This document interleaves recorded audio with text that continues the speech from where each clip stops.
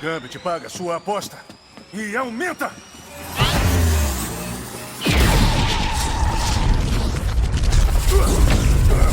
Porque as cartas estão sempre a meu favor!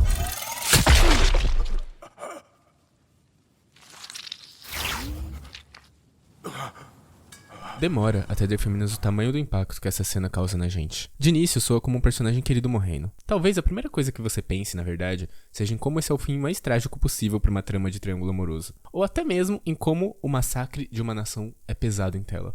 Mas pra mim, o sentimento que essa cena carrega é o da morte da esperança. O momento em que as coisas deixam de ser uma história boba de herói batendo no vilão. Mas... a construção da morte do Gambit começa bem antes dessa cena. Bem antes desse episódio, na verdade. Mas os momentos mais críticos estão aqui no episódio 5 mesmo. Então, esse é o episódio de desenho de super-herói onde 20 dos 30 minutos de duração não tem uma única cena de ação. É 100% voltado para as conversas e problemas emocionais, psicológicos e políticos dos personagens. O que, surpreendentemente, prende a nossa atenção. O episódio abre com uma reportagem na Mansão X, falando coisinhas bobas sobre os X-Men e tudo mais. Aquela típica história que a gente vê de o mundo tentando de alguma forma aceitar os mutantes, que nunca acaba bem, mas aparentemente tá dando certo. Logo em seguida, a nossa atenção é voltada para a nação mutante de Genosha, que tá entrando pra ONU. E a gente vê os 3 protagonistas da história dessa semana chegando no Pássaro Negro. Parece um ótimo início para um episódio bobinho de meio de temporada, onde nada tem consequência. Né?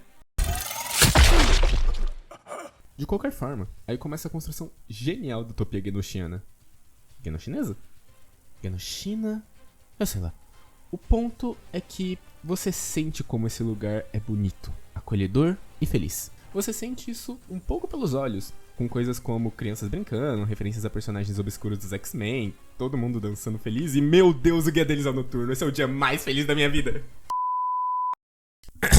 Enfim, como eu ia dizendo, Genosha te conquista, sim, pelos olhos, mas principalmente pelos ouvidos. Durante a cena da feira, o tempo inteiro se escuta as vozes da população de Genosha, não como multidão, mas simplesmente como pessoas andando por aí e falando dos próprios problemas. Assim que Vampiro e seus 2 maridos chegam no jato dos X-Men ao país, a gente escuta uma música étnica não especificada. E quando espontaneamente a feira se torna um musical, você consegue ouvir as pessoas comemorando e aplaudindo. Genosha pode até ter seus problemas, mas com certeza ela é uma...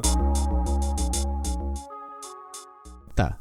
É um episódio cheio de música e sons cuidadosamente escolhidos, dedica um tempo considerável para desenvolver e resolver o conflito de aos céus, será que eu devo ficar com o futuro rei, ex-vilão com traços vampirescos? Ou com o Fresh Prince of Nova Orleans? E tem toda uma dança sensual saída diretamente das fanfics mais absurdas que você nunca vai ler, ao som de pop sueco de 2010. E repentinamente o Cable. Catástrofe, tragédia e destruição. Esqueci que o episódio era sobre isso. Não é à toa que o Vigia tava no céu agora há pouco, né?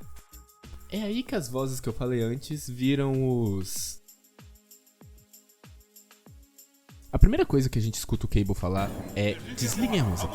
Então, muito apropriadamente, o episódio faz o seu primeiro trecho de silêncio, entre aspas.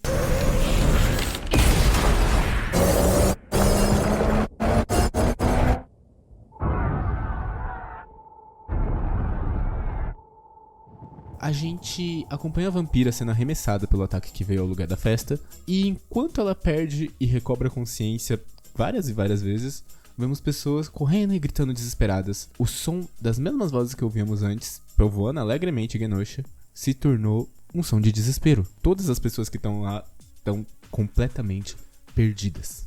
A gente acompanha um cenário devastado pela máquina que o Gambit chama de Sentinela Godzilla, o que de maneira nenhuma é uma comparação ruim.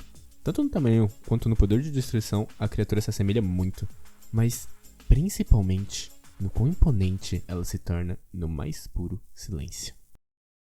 Essa imagem de algo que, sinceramente, destrói um país inteiro como se fosse só mais uma terça-feira, que os X-Men enfrentam dessa vez. E temos cenas de ação completas, com música tensa, música de abertura tocando depois, com direito até a frase de efeito. Uma cena que chama mais atenção aqui é essa onde o Gambit vai salvar alguns dos sobreviventes Morlocks, então...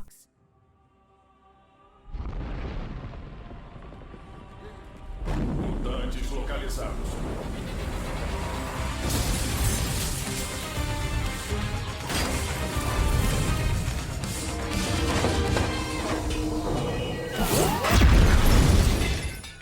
soir, mes amis. Me sigam, por gentileza. E aí, o seu subconsciente já terminou de agir.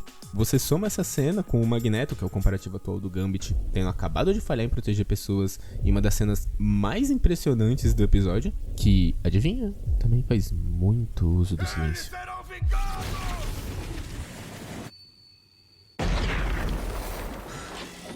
E com o fato dele ter sido escolhido pela vampira, aparentemente, e fala, é isso, o Gambit, o cara que começou o dia sobrando no avião e no casal, vai salvar a vida de todo mundo.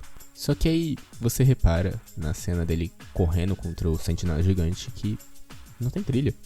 Nem música de abertura, nem uma música de ação genérica, nada. Você fica o tempo inteiro escutando os passos dele, as falas dele e só. Vemos um sacrifício. E ainda não temos uma trilha sonora.